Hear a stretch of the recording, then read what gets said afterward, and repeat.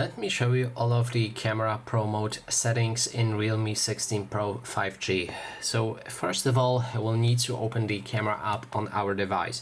To access a pro mode, we also need to find the vibe option and then switch from auto to pro.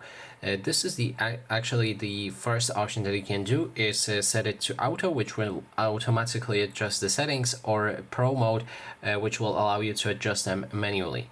Then we're gonna go from the top to the bottom. First we have a flash. This is a pretty standard feature. You probably know how to enable or disable it.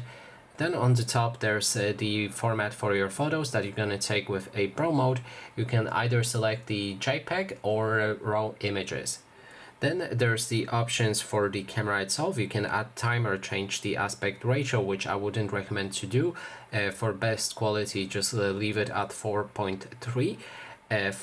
By 3.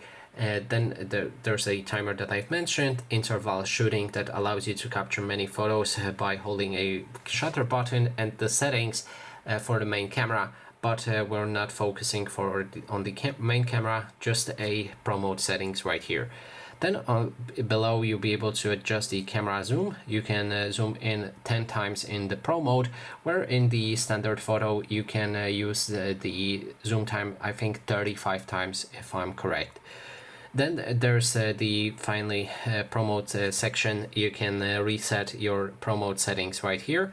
Then there is the ISO that allows you to adjust the brightness of your photos. You can adjust it however you like.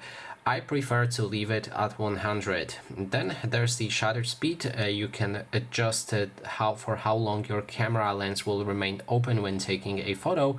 You can leave it at 30 seconds. That means you will take a photo and then your shutter will be open for 30, not minutes, seconds, and catch as much light as possible to make a photo very bright. This is great when you want to take photos of something during a night or something like that, but also with that you need to make sure that you don't move your phone. If you move your phone an inch, then the photo will be blurry.